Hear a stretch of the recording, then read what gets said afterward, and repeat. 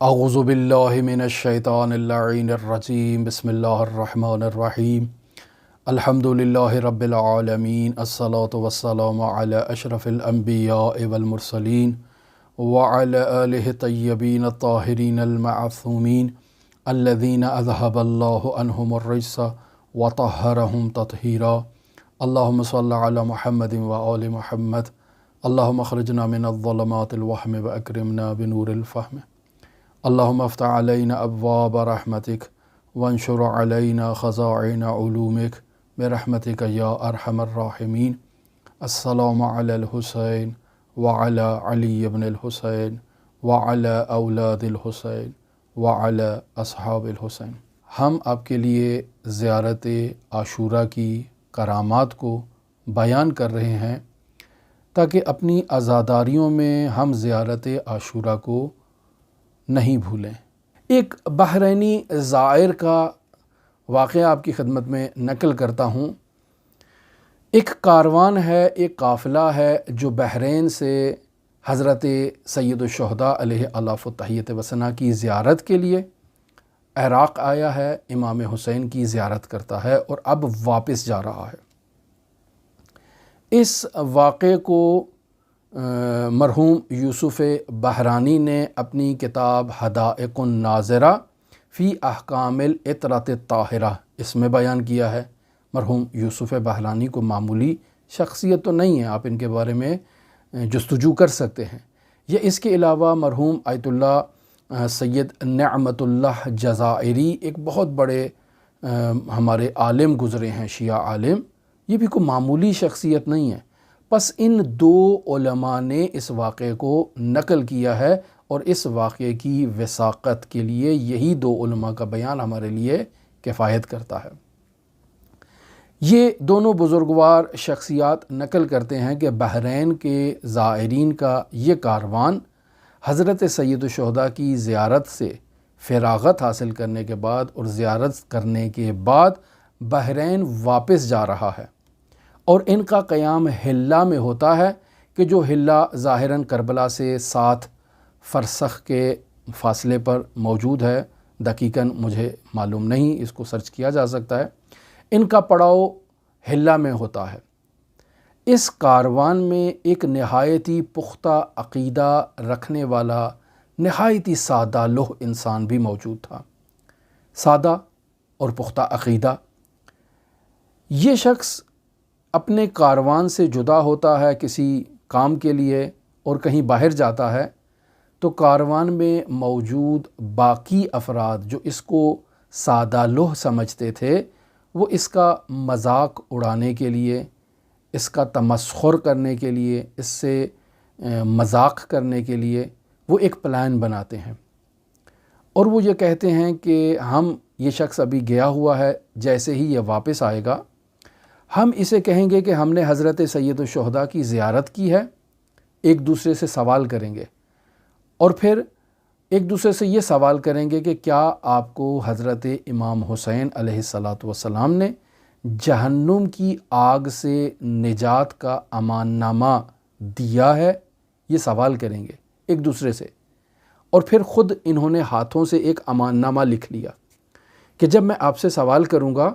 تو آپ وہ امان نامہ دکھانا کہ ہاں مجھے امام حسین نے یہ سرٹیفکیٹ دیا ہے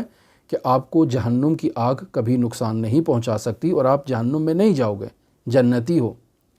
لہٰذا ان تمام افراد نے اس امان نامے کو تحریر کیا جدا جدا طور پر، اور یہ شخص جو باہر تھا جیسے ہی یہ شخص آیا تو یہ اس کی طرف متوجہ نہیں، ابھی آپس میں ایک دوسرے سے گفتگو کر رہے ہیں اور سوال و جواب کر رہے ہیں تاکہ وہ شک میں بھی نہ مبتلا ہو۔ اچھا بھئی، ہم زیارت کر کے آئے، آپ بھی زیارت کر کے آئے ہو، کیا آپ کو امام حسین نے وہ امان نامہ دیا ہے؟ ہاں دیا ہے، یہ دیکھو، یہ میرے پاس وہ سرٹیفکیٹ موجود ہے، حضرت سید الشہداء نے کہا ہے کہ آپ جہنم میں نہیں جاؤ گے، میں آپ کو امان دے رہا ہوں۔ دوسرے سے پوچھا، اس نے بھی دکھایا، تیسرے سے پوچھا، اس نے بھی دکھایا۔ جب سب سے پوچھ لیا تو اب اس کی باری آئی اور اس سے پوچھا کہ بتاؤ آپ کو بھی حضرت سید الشہداء نے ایسا کوئی امان نامہ یا ایسا کوئی سرٹیفکیٹ دیا ہے؟ تو اب یہ شخص نہایت تعجب میں کہ یہ کیا ماجرا ہے، ان سب کاروان والوں کے پاس تو امان نامہ موجود ہے، میرے پاس کیوں نہیں ہے؟ تو اب وہ اسے کہنے لگے کہ آپ کے پاس بھی ہوگا، یا تو آپ ہم سے جھوٹ بول رہے ہو اور ہمیں وہ امان نامہ نہیں دکھا رہے، یا پھر حضرت سید الشہداء نے آپ کی زیارت ہی قبول نہیں کیا، چونکہ ہمیں تو سب کو امان نامہ دے دیا ہے، آپ کو نہیں دیا۔ تو دو ہی حالتیں ہو سکتی ہیں کہ یا آپ جھوٹ بول رہے ہیں، آپ کے پاس امان نامہ ہے اور آپ اسے ہمیں نہیں دکھا رہے، یا آپ کی زیارت ہی قبول نہیں ہے، اس وجہ سے حضرت سید الشہداء نے آپ کو امان نامہ نہیں دیا۔ تو یہ شخص رونے لگ پڑتا ہے اور کہتا ہے کہ آپ نے یہ بات مجھے کربلا میں کیوں نہیں بتائی کہ ایسا کوئی امان نامہ بھی حضرت سید الشہداء وہاں تقسیم کر رہے تھے۔ اگر آپ مجھے بتاتے وہاں پر تو میں حضرت امام حسین سے وہ امان نامہ وصول کر لیتا۔ آپ نے مجھے نہیں بتایا، اب ہم یہاں ہلا آ چکے ہیں، اور اگر ہم بحرین واپس چلے جاتے تو پھر میں وہاں سے کیسے واپس آتا؟ اتنی تکلیفوں سے تو ابھی آیا ہوں۔ اب جب آپ نے مجھے بتا دیا ہے تو اب یہ ممکن ہی نہیں ہے کہ میں یہاں سے آگے حرکت کروں، دوبارہ واپس جاؤں گا کربلا میں اور امام حسین سے وہ امان نامہ لے کر آؤں گا، اور اس کے بغیر نہیں آؤں گا۔ میں تو ایسے بحرین جاؤں گا ہی نہیں، میری زیارت ہی قبول نہیں ہوئی ہے۔ لہٰذا یہ سادہ لوح مومن اور پختہ اعتقاد رکھنے والا مومن نہایت ہی گریہ وزاری کرتے ہوئے کربلا کی طرف چل پڑتا ہے۔ اب وہ افراد جو اس کا تمسخر کر رہے تھے، اس کا مذاق اڑا رہے تھے، وہ سب بھاگتے ہوئے اس کے پاس واپس آتے ہیں کہ نہیں، ہم آپ کے ساتھ مزاح کر رہے تھے، یہ امان نامے جعلی ہیں، ہم نے خود بنائے ہیں۔ لیکن وہ مومن ہے کہ وہ تسلیم کرنے کے لیے تیار نہیں ہے۔ وہ کہتا ہے نہیں، اب تو میں جاؤں گا اور امان نامہ لے کر ہی آؤں گا، ایسے نہیں ہو سکتا۔ ان تمام دوستوں نے اسے یقین دلانے کے لیے اپنے اپنے امان نامے سب اس کو دے دیے کہ بھئی یہ سب کاغذات تم رکھ لو، اگر یہ امان نامے ہیں تو تمہیں مبارک، یعنی ہم اپنا امان نامہ تمہیں دے دیتے ہیں، تم یہ رکھو، کوئی ضرورت نہیں ہے کربلا جانے کی، اگر انہیں پھاڑنا چاہتے ہو تو بے شک پھاڑ دو تاکہ ہم اور تم ایک جیسے ہو جائیں۔ کہا نہیں، ایسے نہیں ہو سکتا ہے،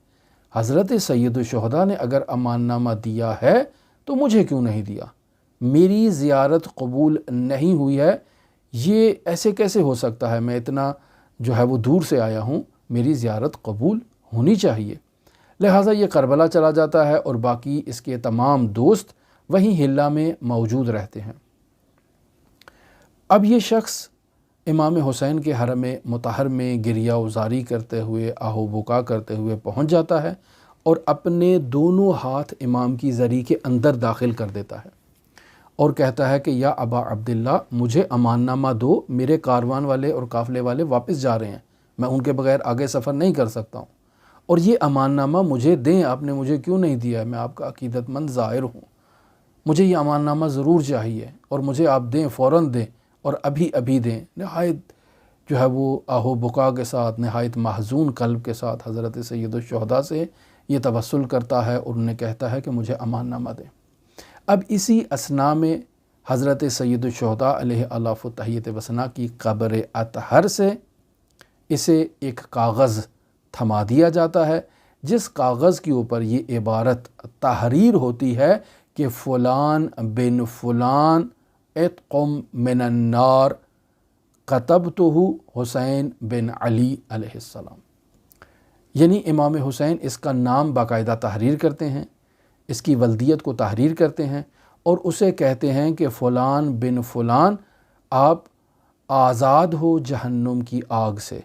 اس عبارت کو حسین ابن علی نے تحریر کیا ہے۔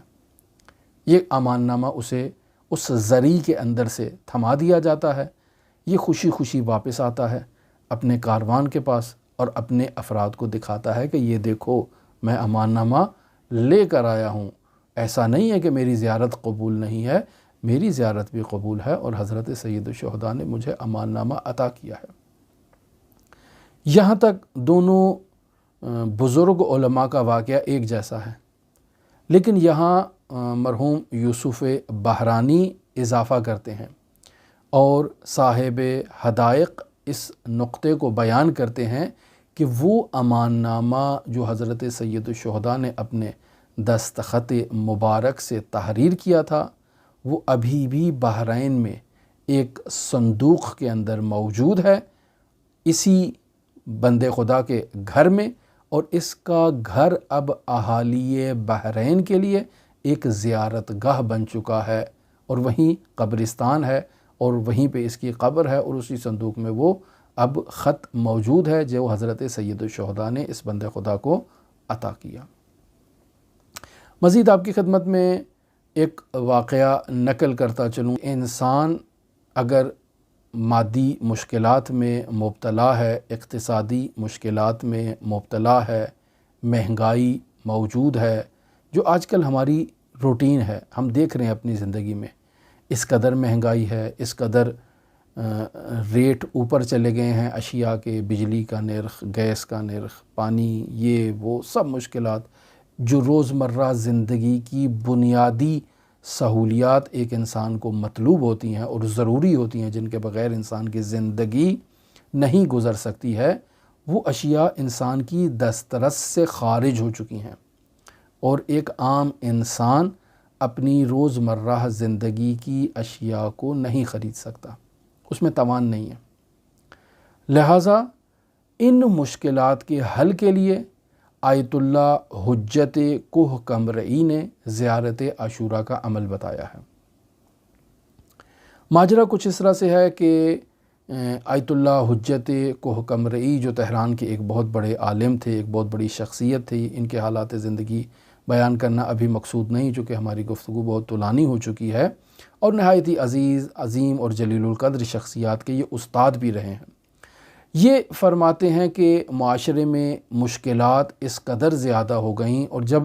معاشرے میں مہنگائی ہوتی ہے تو سب سے زیادہ متاثر طبقہ جو اس مہنگائی سے متاثر ہوتا ہے وہ طلاب اور علماء دین کا ہے، چونکہ ان علماء نے اور ان طلاب نے ان وجوہات پر اپنی زندگی کو گزارنا ہوتا ہے جو حضرت امام زمان اجل اللہ تعالی فرجہ الشریف کے لیے لوگوں کی طرف سے آتی ہے، وجوہات شرعیہ میں، چاہے وہ خمس کی صورت میں ہو، چاہے وہ دوسری وجوہات کی صورت میں ہو، اور پھر وہی ان علماء میں تقسیم کی جاتی ہے، اور پھر علماء اس سے جو ہے وہ ان کا امرار معاش ہوتا ہے اور زندگی کا گزر بسر ہوتا ہے، چونکہ ان کا تمام وقت جو ہے وہ تحصیل علم میں، تدریس میں، تحقیق میں، تبلیغ میں گزر جاتا ہے۔ یہ ہمارے جس طرح معاشرے میں مجلسیں پڑھنا اور مجلسیں پڑھ کر اپنا گزارا کرنا جو آج کل ایک ہمارا سیزن چلا ہوا ہے، یہ علماء کا ایسے گزارا نہیں ہوتا، لیکن وہ طالب علم کہ جو خالصتاً دین کی خدمت کرتے ہیں، جو خالصتاً تحقیق کرتے ہیں، تدریس کرتے ہیں، ان کا تمام وقت تحقیق و تدریس و تعلیم میں گزر جاتا ہے، ان کی کتابیں بھی چھاپنے والا کوئی نہیں ہوتا ہے، بانی خیر ہی نہیں ملتا کہ جو ان کی کتابیں پبلش کرے۔ ایسے بہت سارے علماء کو ہم جانتے ہیں کہ جن کی یہی مشکل ہے کہ گراں قدر نایاب کتابیں انہوں نے تحریر کر رکھی ہیں اور انہیں پبلش کرنے والا کوئی نہیں۔ ہمارے اپنے پاکستانی بہت سارے ایسے علماء حوزہائے علمیہ میں موجود ہیں کہ جن کے آثار قابل چاپ ہیں، قابل پبلش ہیں، لیکن کوئی بانی نہیں ہے۔ خوب، یہ ایک الگ موضوع ہے۔ تو آیت اللہ حجت کوہ قمرئی نے لوگوں کو یہ وظیفہ دیا کہ اس قدر معاشرے میں مہنگائی ہو چکی ہے کہ اگر ایک طالب علم کو 10 تومان مہینے کا وظیفہ دیا جائے تو اس 10 تومان میں سے 1 تومان بازار میں روٹی مل رہی ہے۔ اب آپ بتائیں کہ 10 دن وہ ایک طالب علم خالص صرف روٹی کھائے اور باقی 20 دن بھوکا رہے، لیکن آدمی نے صرف روٹی ہی تو نہیں کھانی ہوتی ہے، اور بھی بہت ساری زندگی کی ضروریات ہوتی ہیں جنہیں پورا کرنا ایک طالب علم کے لیے بھی نہایت ہی ضروری ہے۔ اب کیا کیا جائے؟ تو لوگ رجوع کرتے ہیں طلاب آیت اللہ حجت کوہ قمرئی کے پاس کہ بتائیں ہمارے لیے کوئی رائے حل بتائیں، ہم اس مشکل سے باہر نکلیں۔ آیت اللہ حجت کوہ قمرئی کہتے ہیں کہ 40 متقی، پاکیزہ، پرہیزگار علماء اور طلاب کا انتخاب کیا جائے، ان 40 افراد کو مسجد جمکران بھیجا جائے قم، اور یہ 40 افراد مسجد جمکران کی چھت پہ بیٹھ کے زیارت عاشوراء کی قرأت کریں۔ 40 افراد ایک ہی مرتبہ، ہر آدمی ظاہر ہے جداگانہ زیارت عاشوراء کی قرأت کر رہا ہے، تو 30-40 افراد گویا کہ ایک ہی وقت میں زیارت عاشوراء کی قرأت کر رہے ہیں، تو جو چلہ 40 دن میں پورا کرنا تھا وہ 40 علماء نے ایک ہی دن میں پورا کر لیا۔ تو اب زیارت عاشوراء کی قرأت کی جائے کہاں؟ مسجد جمکران کی چھت پر، اور زیارت عاشوراء کی قرأت کے بعد 100 مرتبہ لعن، 100 مرتبہ جو ہے وہ سلام، اور اس کے بعد دعائے علقمہ، اور پھر اس کے بعد باقاعدہ توسل کیا جائے حضرت امام موسیٰ کاظم علیہ آلاف و تحیت و ثنا سے، اور پھر حضرت ابو الفضل العباس علیہ آلاف و تحیت و ثنا سے توسل کیا جائے، شہزادہ علی اصغر سے توسل کیا جائے، اور پھر ان ہستیوں سے توسل کرنے کے بعد اپنی ان مشکلات کا ذکر کیا جائے کہ بارش نہیں ہو رہی ہے، خشک سالی ہو چکی ہے، جو اشیاء خورد و نوش معاشرے میں موجود ہیں وہ ہماری پہنچ سے اور دسترسی سے باہر جا چکی ہیں، مہنگائی بہت زیادہ ہو چکی ہے، تو ہماری اس مشکل کو مرتفع کریں۔ یہ تمام علماء اپنا اس عمل اور یہ وظیفہ کمپلیٹ کرنے کے بعد، ایک چلہ جو 40 دن میں پورا کرنا تھا اسے ایک ہی دن میں کمپلیٹ کرنے کے بعد یہ لوگ واپس تہران پہنچتے ہیں، اور ابھی آیت اللہ حجت کوہ کے پاس نہیں پہنچتے کہ بارش اس قدر شدید بارش ہوتی ہے کہ نقل کیا جاتا ہے کہ لوگ اس میں ایسے جیسے سیلاب آ چکا ہو، اور لوگ جو ہیں وہ اپنے پیروں کے نیچے سے جوتے اتار کر وہاں ایک جگہ سے دوسری جگہ منتقل ہو رہے ہیں، اور اس قدر باران آئی ہے اور لوگ خوشحال ہیں کہ اب وہ جو قحط کی صورتحال تھی وہ ختم ہو جائے گی، اور اس بارش کے طفیل اشیاء خورد و نوش خود بخود کم ہو جائیں گی۔ یہ اس زمانے کے مسائل تھے، آج کے زمانے کی مشکلات مختلف ہیں، لیکن پھر بھی انسان اپنی مشکلات کے حل کے لیے آیت اللہ حجت کوہ کے عمل کو بھی کر سکتا ہے۔ 40 پاکیزہ دیندار متقی افراد کو جمع کیا جائے اور انہیں ایک جگہ اکٹھا کرنے کے بعد ان سے درخواست کی جائے کہ آپ سب زیارت عاشوراء کو اس آداب کے ساتھ انجام دیں۔ وہ زیارت عاشوراء کو اس نیت کے ساتھ، جو نیت انہیں بیان کی جائے، اس کو پڑھیں، ان کی مشکل برطرف ہوگی۔ تو عزیزان، زیارت عاشوراء کے بہت سے اعمال، بہت سے طریقے اور بہت سی حکایات علماء نے بیان کیے ہیں۔ آخری حکایت میں آپ کی خدمت میں نقل کرتا ہوں۔ یہ آخری حکایت ہے آیت اللہ اصفہانی سے متعلق۔ اس واقعے کو آیت اللہ بہجت نے بھی نقل کیا ہے، اور آیت اللہ سید مرتضیٰ موحد ابتہی نے بھی اس واقعے کو نقل کیا ہے، اور فرماتے ہیں کہ آیت اللہ شیخ محمد حسن اصفہانی المعروف بکمپانی، کہ جسے آیت اللہ کمپانی بھی کہا جاتا ہے، یہ آیت اللہ بہجت کے استاد ہیں، اور ایسے استاد ہیں کہ آیت اللہ بہجت کو ان سے بہت عقیدت ہے، بہت ہی زیادہ احترام کرتے ہیں، بہت ہی زیادہ ان سے وابستگی ہے آیت اللہ اصفہانی سے آقا بہجت کی۔ یہ آیت اللہ اصفہانی اپنی زندگی میں زیارت عاشوراء پر بہت عقیدہ رکھتے تھے، اور اپنی تمام زندگی انہوں نے زیارت عاشوراء کی پابندی کی، اور پھر خداوند متعال سے ایک دعا کی، اور وہ دعا یہ تھی کہ اے میرے پروردگار، وہ دن جس دن میں نے اس دنیا سے رخصت ہونا ہے، میرا انتقال ہونا ہے، اے میرے پروردگار، میری تجھ سے یہ دعا ہے کہ اس دن بھی میری زیارت عاشوراء قضا نہ ہو، میں زیارت عاشوراء کی قرأت کروں، اس کے بعد میری قبض روح ہو اور میں اس دنیا سے چلا جاؤں، میری زیارت عاشوراء قضا نہیں ہونی چاہیے۔ تو اے میرے پروردگار، مجھے زیارت عاشوراء کی ایسی توفیق دے کہ میں آخری دن بھی زیارت عاشوراء کی قرأت کروں اور اس کے بعد اس دنیا سے رخصت ہوں۔ لہٰذا نقل ہوا ہے کہ آیت اللہ اصفہانی نے اپنی زندگی کی آخری زیارت عاشوراء کی قرأت کی، اور اس کے بعد وہ اس دنیا سے رخصت ہوئے۔ تو عزیزان، علماء نے زیارت عاشوراء کے بہت سے واقعات، بہت سے مطالب نقل کیے ہیں۔ خلاصہ مطلب یہ ہے کہ محرم الحرام کے ان ایام میں جہاں ہم غم منا رہے ہیں، ہم حضرت سید الشہداء کی زیارت عاشوراء کو اہمیت دیں، اسے اپنے روزمرہ زندگی کے شیڈول میں اسے اپنا شیڈول قرار دیں، اپنا وظیفہ قرار دیں کہ ہم نے یہ زیارت عاشوراء کی قرأت کرنا ہے۔ اب انسان جیسے بھی اس کی قرأت کر سکتا ہے، اس میں زیادہ آپ لوگ پیچیدگیوں میں مبتلا نہ ہوں۔ یہ جو دنیاوی ہوائے، دنیاوی خواہشات، انہیں پس پش ڈال دیں۔ یہ ٹھیک ہے، یہ زیارت عاشوراء کے طفیل یہ مشکلات حل ہوتی ہیں، لیکن میں زیارت عاشوراء ان مشکلات کے حل کے لیے نہیں پڑھ رہا ہوں۔ میں اس حدیث قدسی کی تلاوت کر رہا ہوں حضرات اہل بیت علیہم الصلاۃ والسلام سے توسل کے لیے، ان سے قربت کے لیے، ان کے حضور پیش ہونے کے لیے، اور اس زیارت میں موجود عالی مضامین کی معنویت سے استفادہ کرنے کے لیے، حضرت سید الشہداء کی مظلومیت میں ان کے غم میں شریک ہونے کے لیے، ان نیتوں سے آپ زیارت عاشوراء پڑھیں۔ 100 لعن کے ساتھ پڑھیں، بغیر 100 لعن کے پڑھیں، ایک مکان میں پڑھیں، یا آج ادھر پڑھ لی کل وہاں پڑھ لی، جہاں آپ کو فرصت ملی، ایک ٹائم پہ پڑھیں یا مختلف اوقات میں پڑھیں۔ یہ ان چیزوں میں آپ نہیں پڑھیں، یہ مسائل ہیں، انہیں آپ نظر انداز کریں۔ جو ہم نیت آپ کو بتا رہے ہیں اس نیت سے کریں، خود خداوند متعال آپ کی مشکلات کو حل کرے گا۔ لہٰذا یہ جو لوگ ہم سے بار بار سوال کرتے ہیں کہ فلانی نے ایسے بیان کیا تو فلانی نے ایسے کیا، ہم ایسے کرتے ہیں تو ایسے ہوتا ہے، ہماری زندگی میں زیارت عاشوراء ہے لیکن کوئی نتیجہ نہیں ہے۔ عزیزان، ہم معاملہ کر رہے ہیں خداوند متعال سے، اس معاملے کو ترک کریں اور زیارت کو زیارت کی نیت سے پڑھیں، توسل کی نیت سے پڑھیں،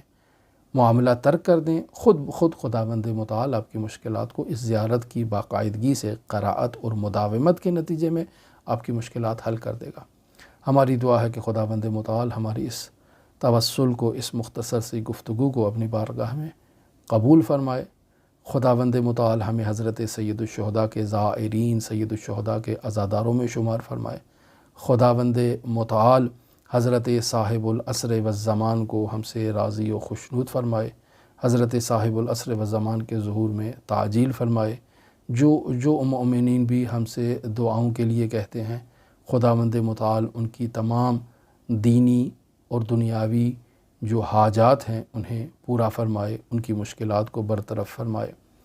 ان کی تمام جو مشکلات عقیدتی ہیں، اخلاقی ہیں، ان مشکلات کو برطرف فرمائے، انہیں حضرات اہل بیت علیہم الصلاۃ والسلام کے حضور سرخرو فرمائے۔ آپ تمام عزیزان کے لیے حضرت علی ابن موسیٰ الرضا علیہ الاف التحیت و ثنا کی نورانی بارگاہ میں نائب الزیارہ بھی ہیں اور دعا کو بھی ہیں۔ اللہم صلی علی محمد و آل محمد وعجل فرج قائم آل محمد۔